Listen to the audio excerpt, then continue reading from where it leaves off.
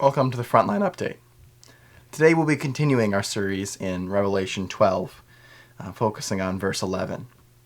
And today we'll be focusing on the second part, which is they triumph over him by the word of their testimony. Now, from the previous episode, we talked about how the blood of the Lamb, how the gospel is the primary means that God is using to save this world, to triumph over the current darkness. And this one follows along quite similarly, but it's a bit more personal. It's our testimony, it's our witness. The first one is what God did, and now it's us testifying to what he did.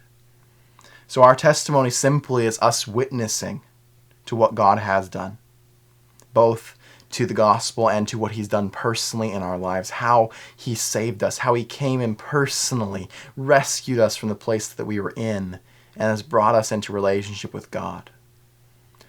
First of all, the first way that we apply this is when we use it for ourselves and for the other brothers and sisters.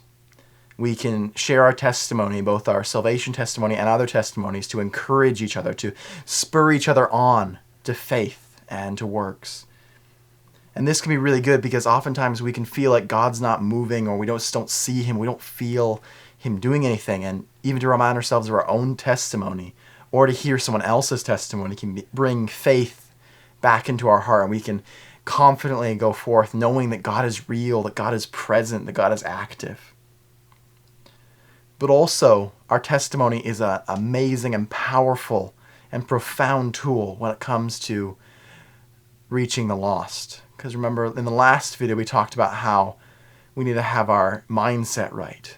We're not looking to triumph over kingdoms or wars or physical things, but we are looking to win souls, to see people come to know their Maker, to see people saved and healed. And our testimony in that battle is an amazing tool. It is an amazing weapon. Because there's three reasons that I think that it's just really, really powerful. The first is that it adds weight to the gospel. Not that anything that Christ did wasn't enough or we need to add anything to it.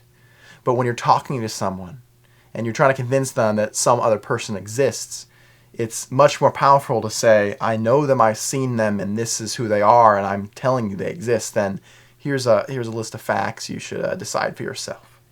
So when we proclaim the gospel, we need to make sure we also bring along our testimony of how we ourselves have met Jesus, and he's changed our life. So it's really important that way, that it adds credibility to what we're saying, that it's something personally happening to us. And secondly, it brings the gospel from something that happened 2,000 years ago on a different continent, just something that's having direct effects on the person that you're witnessing to, like next to them, their neighbor, their coworker, someone that's talking to them. They've been changed. It's happening next door. It didn't just happen thousands of years ago. It brings context and proximity to what God's doing. And thirdly, it's your witness. They can argue as much as they want over the facts, the details, the history, but they can't deny that you are saying that you believe something. And that does mean something. They may just call you a crazy person and walk away, but they will forever know that a person walked up to them and fervently believed that Jesus was real, and that is a powerful thing. So those are just three reasons why I think that our testimonies are just a really important tool when it comes to overcoming the darkness of this present world, that we can see souls saved and people healed and the brokenness of this world just fixed. And now I just would like to kind of switch gears to just a call to all of you to proclaim your testimony, because that's how we really are going to see it happen. If we just keep it to ourselves, that doesn't, it helps us, but it's not going to help this whole world. And all the darkness we see in the world will still be as rampant as we do see it to be. So I'd like to read just Romans 10:13 through 15, which I referenced in the previous video. For everyone who calls on the name of the Lord will be saved.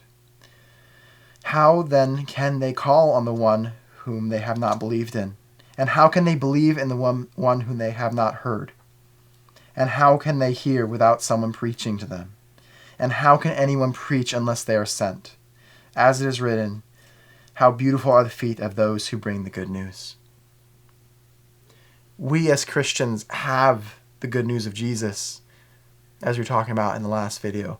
And we have our testimony, which is how God personally came and changed our life, and we have an obligation to share that with others. And in this verse, it shows how God's heart isn't just for dreams and visions and angels to spread the gospel, but his primary means is he wants us to preach, to share, to testify that he is real, that he is present, that he longs and desires to save people and to restore relationship with them. So I just encourage all of you. Your testimony is powerful, both for the believer and for the non-believer. Please share your testimony with all those you come in contact with, because it is your witness, your testimony to that God is real, and that is what this world needs.